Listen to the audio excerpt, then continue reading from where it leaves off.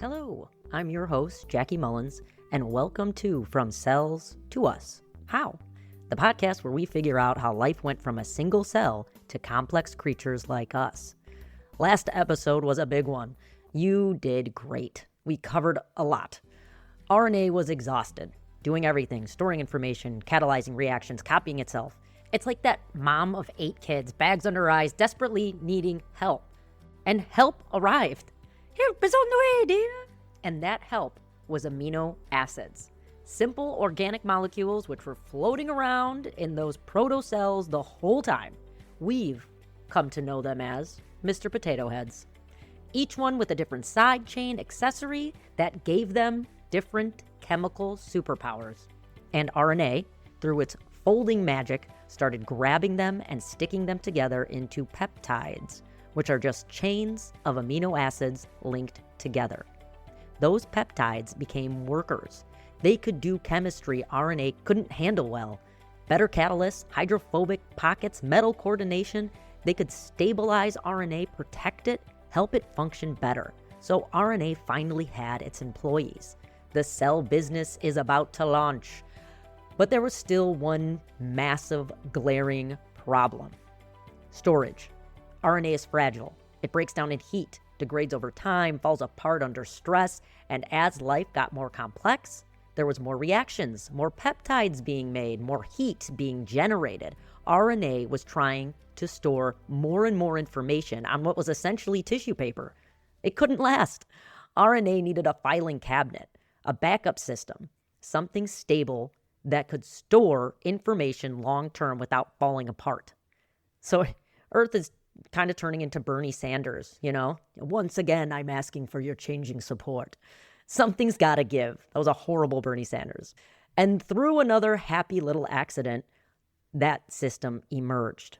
Today, we're talking about DNA. Now, at first, this might not seem like it takes much of a load off. DNA is just taking the storage job. Kind of lame. But honestly, can you imagine Tony Iron Man Stark doing what he did without Pepper Potts? He didn't even know his own social security number. That's what DNA is doing for RNA, taking over the bookkeeping. But why was DNA so much better at this? Well, for starters, DNA has that famous double helix structure, a twisted ladder. That shape gives it built-in backups. Also, DNA is missing one tiny oxygen atom that RNA has. Sounds like a small deal, but that missing oxygen is the difference between stable archive and, oops, I dissolved in a puddle. Okay, so we get that we need DNA for stable storage, but how does this happen and when? Like, it took a lot for the simple, I did air quotes, which is super effective on a podcast, simple RNA to form. How did this more complex double helix DNA do it? Well, DNA didn't show up fully formed like, surprise, I'm here to save the day. It happened over a lot of time. But, don't worry if you got sentimental about RNA because you learned its whole origin story. Fear not, RNA will be sticking around. So remember from last episode how mutations work? When RNA copies itself, sometimes it makes mistakes. Most mistakes, deadly. Not superhero origin story. The RNA falls apart or stops working, but every once in a while, a mistake turns out to be genius. This was one of those times. RNA was copying itself as usual, and somewhere, somehow, a copying error happened that removed one tiny oxygen atom, just one, from the ribose sugar in the RNA backbone, or in the gummy rope of the nerd rope. That's it. One oxygen atom goes missing. Doesn't sound like much, right? But that one missing oxygen atom made the molecule way more stable, way more resistant to breaking down, way better at long-term storage. That molecule was DNA, deoxyribonucleic acid. Deox literally means without an oxygen. And just like evolution's greatest hits, DNA was just a mistake that turned out to be genius. Bob Ross would be proud. A happy little accident that became the foundation of all complex life. So why does losing one oxygen atom make such a huge difference?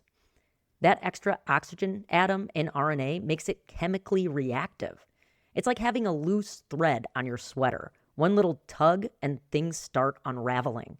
RNA's extra oxygen makes it vulnerable to breaking apart, especially in the presence of bases, alkaline additions, or certain enzymes. DNA without that oxygen, well, it's way more stable. You now put on a perfectly knit sweater. No loose threads happening. It holds better together under stress. So that mistake or mutation of one less oxygen gets repeated more and more frequently because DNA isn't breaking apart like RNA would. It's lasting longer and creating more stable copies. And before you know it, bam, around 300 million years fly by, and now most successful protocells have all 4 components: RNA, DNA, peptides, and a protective membrane working together. But that wasn't DNA's only advantage. Here's where DNA really snagged the information storing job from RNA. Remember how I said RNA is single-stranded? It's one long nerd rope folding up on itself. Well, DNA didn't stay single-stranded, as we touched on. But what? Like just because it got stable, 2 strands appeared? Well, no. What scientists believe happened is this. Single-stranded RNA mutated into single-stranded DNA. And then, when that single-stranded DNA locked eyes across the protocell room with another single-stranded DNA, well, they knew they had chemistry. So they came near to each other and found out that they were indeed compatible. And not only that, it's actually lower energy for those 2 strands to bond together than to stay separate, much like RNA folding. So you didn't need some special evolutionary innovation for the double helix to form. It was just chemistry doing its thing. So chemistry says to these single DNA strands, listen, rent is getting expensive. Earth is kind of the place to be right now. Real estate is hot. Location, location, location. Everything would be better if y'all just paired up. And they did. And there was no turning back. The double helix was born.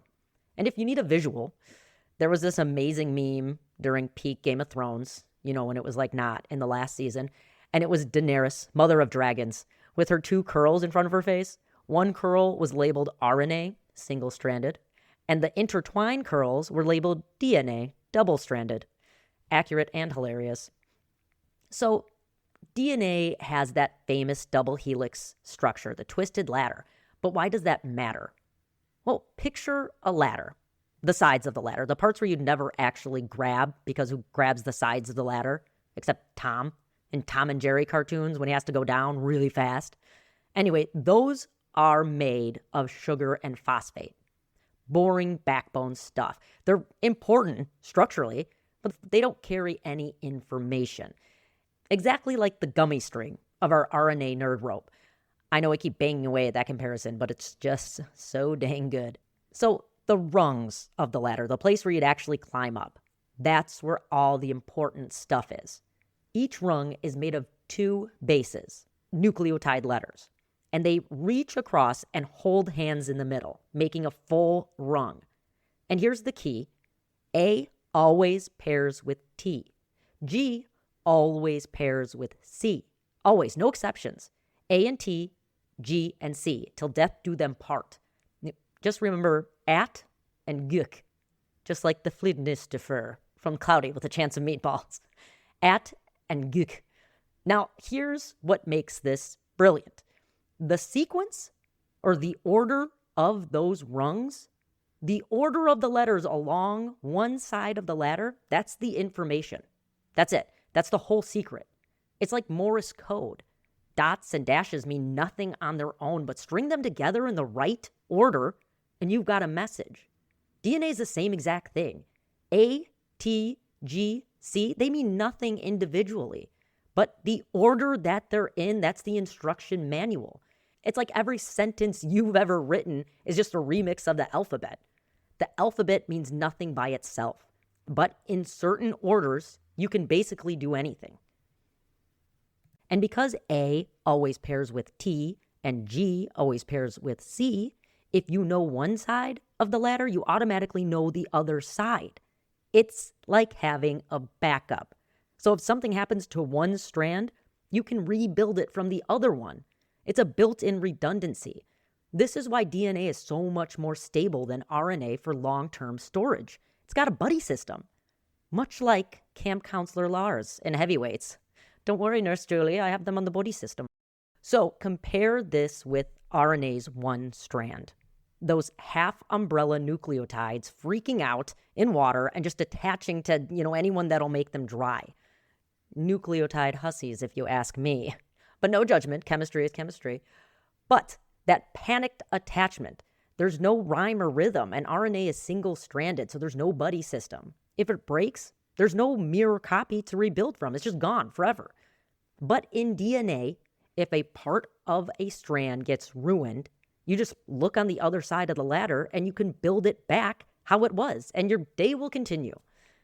Now, I'm sure most of you have seen spy movies, and the backup plan never works, and you go into a montage where they knew that all along, and here's the real plan. And I get it. Yes, you're right. Sometimes the backup strand doesn't work. Sometimes the whole rung does get damaged. It's not unheard of. It's just a lot more rare. Also, just to clear this up, what information was RNA and DNA even holding at this point? I mean, right? They're not making bodies or plants or whatever. They're just holding down a leaky membrane full of rogue potato heads, amino acids, freaking out half-umbrella people scared of the rain, RNA, and new single-stranded DNA pairing up with others like it's the love connection. Maybe you're like, yeah, this all looks like pandemonium to me. What instructions are so vital to keep safe? And that is a fair question. The information at this point, it wasn't complex. It wasn't blueprints for eyes or leaves or anything fancy. It was survival instructions. It was the bare minimum. Here's how to copy yourself. Here's how to fold into a shape that works. Here's how to grab amino acids and stick them together. Here's how to make peptides that will help you with your chemistry. That's it. That was the instruction manual. So yeah, it looked like chaos. But buried in the chaos were instructions for how not to fall apart. And in early life, that was everything. The complex instructions, the ones that built bodies and brains and butterflies, well, those come way later. But they all started here, with those simple survival recipes being copied, tested, and refined over hundreds of millions of years. Think of it like baking. Early protocells had recipes that said, add some flour, some sugar, and some eggs, whatever you can find. Add those eggs. Then you get some breadish stuff, but it's different every time. The recipe is more about the process than the actual product. In the future, after the genetic code evolves, recipes will be like, you add exactly 2 cups of flour, exactly 3 eggs, exactly 1 teaspoon of salt. And you'll get the same bread every time because the recipe specifies exactly what it needs. But we are not there yet. We're in the messy, nitty-gritty trenches of protocells. So let's pause and make sure we got this. A little checkpoint. DNA is missing 1 oxygen atom compared to RNA. That makes it way more stable. DNA forms a double helix. 2 strands paired together, twisted like a ladder. A always pairs with T, G always pairs with C, no exception, always. At and yuk. The sequence of bases is the information. It's like the Morse code or the alphabet. 2 strands is a built-in backup. If one breaks, you can rebuild it from the other. RNA is single-stranded. It has no backups, and it's way more fragile. So DNA is basically a really, really good filing system. But files don't do anything on their own. You need someone to read them. You need someone to do what the files say.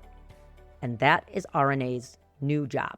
Okay, so through mutation, DNA emerged. Stable, double helix, perfect for storage. But here's the plot twist. RNA mutated to form DNA. And I'm sure a lot of you have heard of DNA in your science classes, on the TV, on Jurassic Park. You're like, yeah, that's what's in us now. So it must be awesome. Perfect. the deity sent molecule, us, us, us. However, this new DNA molecule, well, couldn't actually do anything by itself. And like I said earlier, DNA is a filing cabinet, but a filing cabinet just sits there. You need someone to open the drawers, read the files, and actually do something with the information. That's RNA. DNA was completely dependent on RNA to read it, copy it, and turn its instructions into action. And that's still true today. Our modern biochemistry still reflects this ancestral hierarchy, which is why I think it's worth knowing. So RNA was basically not off the hook at all. It created, accidentally, something that could only work with RNA's help. I mean, that's job security at its finest, though, right? I told you RNA would stick around. So, I know I said Tony Stark couldn't do anything without Pepper Potts, but the actual analogy here would be like Tony would then have to read the book she kept, copy it into his own book while translating it into his native language. DNA didn't make it easy on RNA. Or if you're not a Marvel fan, DNA is like the Queen of England. She's an important figurehead, holds all the hereditary information, but doesn't actually do anything day to day. RNA is the entire British government, Prime Minister, Parliament, civil service, everything. RNA reads what powers the Queen technically has, interprets them, then actually runs the country. The Queen, DNA, is stable and unchanging. The government, RNA, does all the work. So how did this transition happen? When did DNA take over? Well, imagine a bunch of protocells with RNA strands and peptides inside. Then one mutation, and this more stable DNA strand starts appearing alongside those RNA strands. At first, you mostly had RNA, and then a little bit of DNA.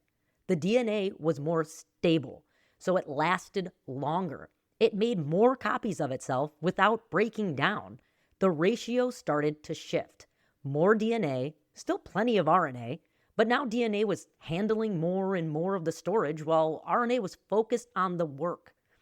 It's kind of like if you've ever had a job and your manager asks you to help out and all of a sudden you're just doing someone else's entire job. It happens slowly at first, but the takeover is real. Your penalty for being good at work, more work. So after this, natural selection took over. Protocells with DNA inside survived better. They could store information reliably, and they made fewer copying errors. They outcompeted the protocells still trying to do everything with RNA alone. And now, this didn't happen overnight. We're talking hundreds of millions of years. Somewhere in the ballpark of 300 million years. That's the gap we're covering right now in this one episode.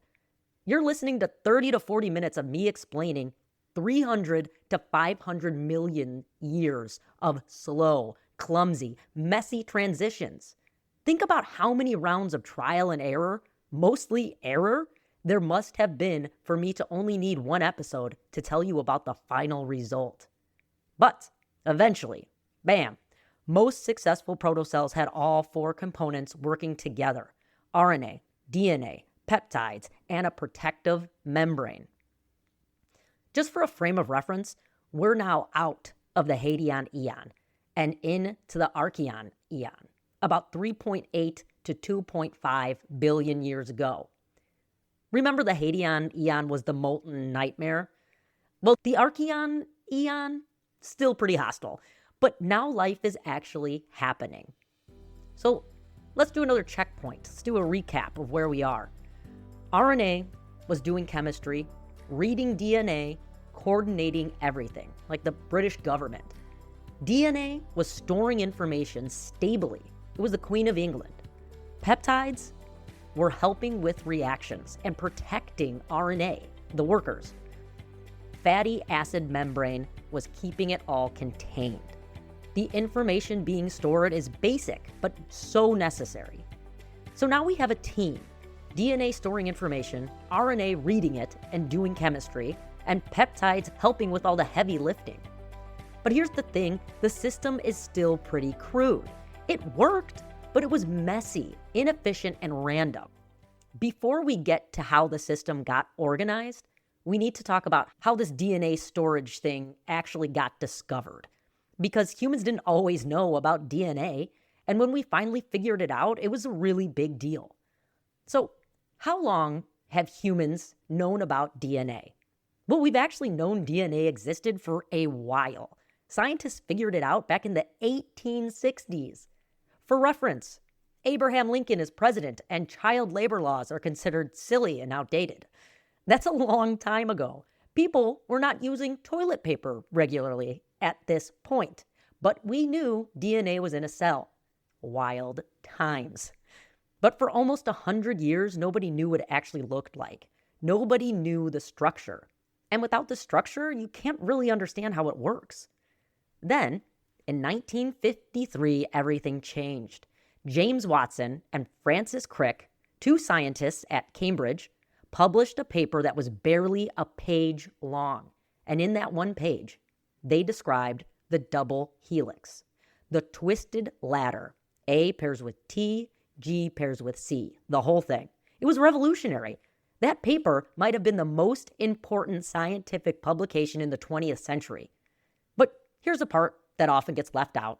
They didn't figure it out all alone. Rosalind Franklin was a chemist working at King's College London, and she was using X-ray crystallography, basically shooting X-rays at DNA and capturing the patterns that they made to figure out its structure. And she got so close. She had the data. She had an image, photo 51, that clearly showed the helical structure. And then her colleague, Maurice Wilkins, showed that image to Watson and Crick without her permission. They saw it and immediately knew that's a helix. That's the shape. And they used her data to build their model. Watson and Crick published, became famous, and eventually won the Nobel Prize in 1962. Rosalind Franklin, well, she died of ovarian cancer in 1958, likely caused by all that X-ray exposure. She was only 37 years old. She never got the Nobel Prize, but they don't give them posthumously. Would things have been different if she were like a man? Who knows? Maybe. But in 1950 science, being a woman certainly didn't help. So the very least I can do is mention her on my podcast. That away, Dr. Franklin. So understanding DNA's structure unlocked everything. Before 1953, we knew DNA existed, but we didn't know how it worked. After 1953, we understood how information is stored, how it's copied, and how it's passed down. This discovery led to modern genetics, molecular biology, the Human Genome Project, CRISPR gene editing, basically all the modern medicine and biotech. That one-page paper changed the world. All right, so let's do our quick recap. DNA structure was discovered in 1953 by Watson and Crick using Rosalind Franklin's data. Photo 51 showed the helical structure, which is the twisted ladder. Franklin died in 1958 at age 37, never receiving any credit. This discovery unlocked modern genetics and everything that came after. All right, well, history lesson over. Let's go back to early life. So we've talked about DNA being stable storage with a built-in backup. But here's what makes it truly brilliant. And I mean that like how British people say it, which I think is more meaningful. So, how DNA copies itself.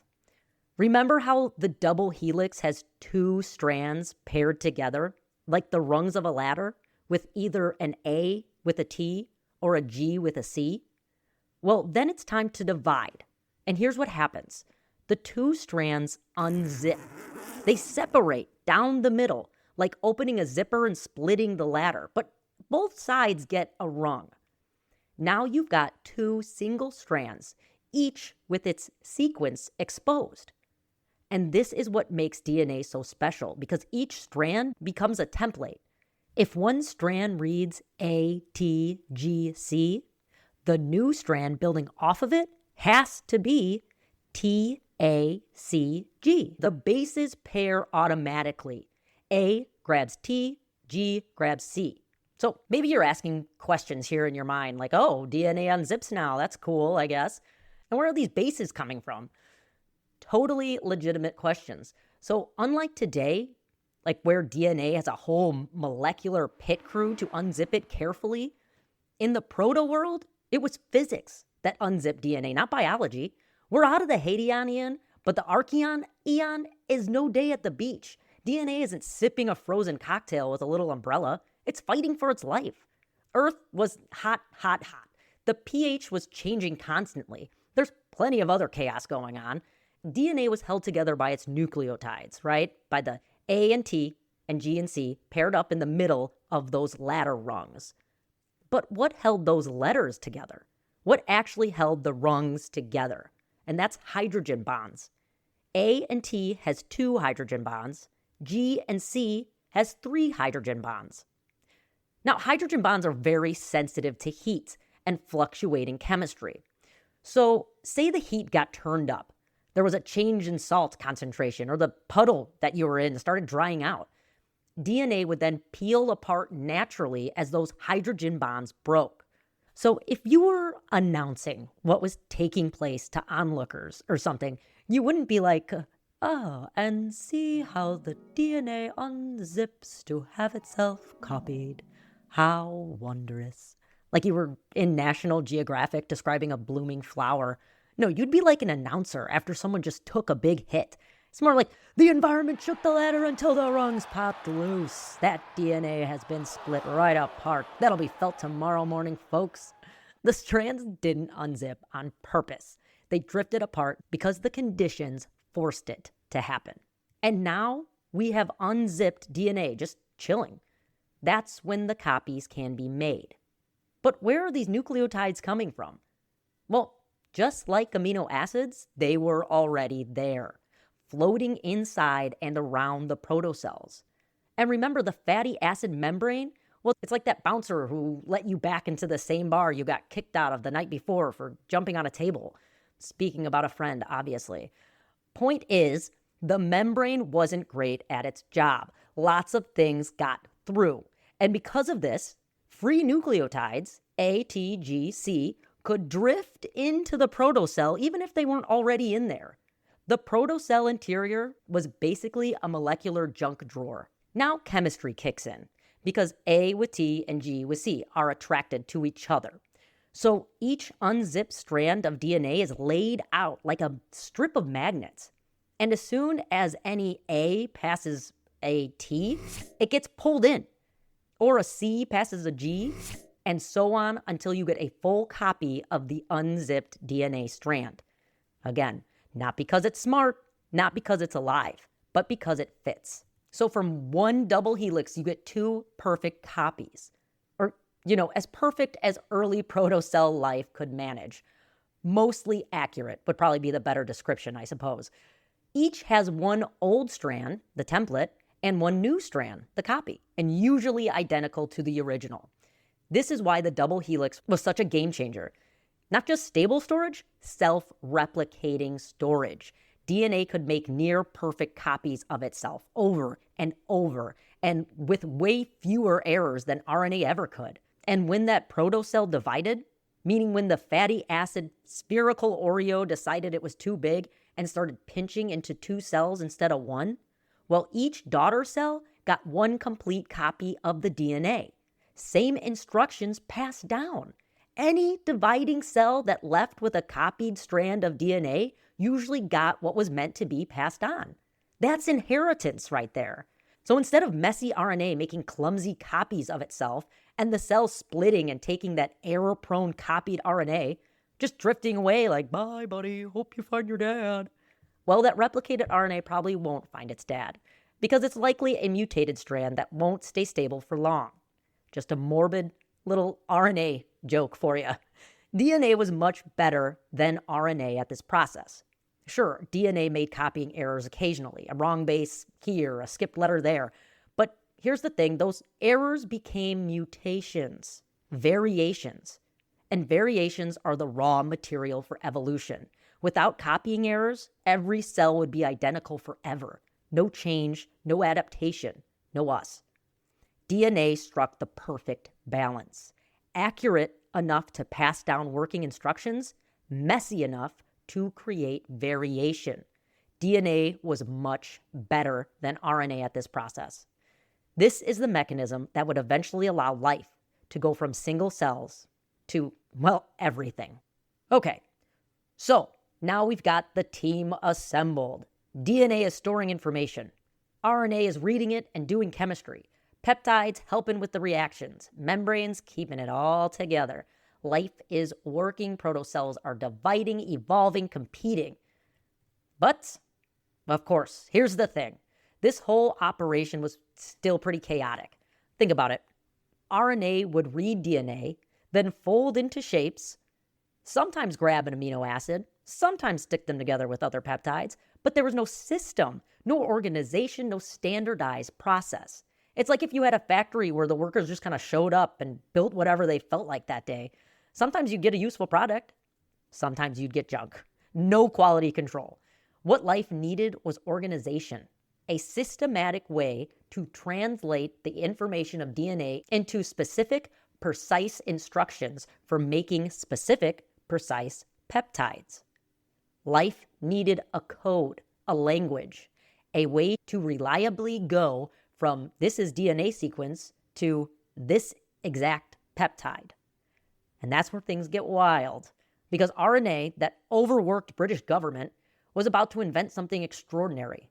A code so perfect, so universal, that 3.5 billion years later, every living thing on Earth still uses it. Bacteria, a redwood tree, you, all speaking the same molecular language. So let's zoom out and see what we've covered today.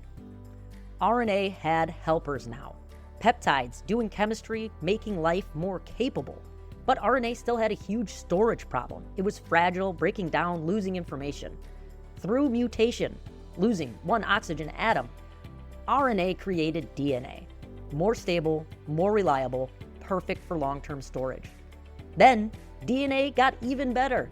2 single strands paired up to form the double helix, a twisted ladder with a built-in redundancy. A pairs with T, G pairs with C, at and guk. If one strand breaks, you've got a backup. But DNA couldn't do anything alone. It needed RNA to read it, interpret it, and turn those instructions into action. DNA became the Queen of England, important but not running the day-to-day. RNA remained the British government, doing all the real work. Watson, Crick, Rosalind Franklin discovered DNA's structure in 1953.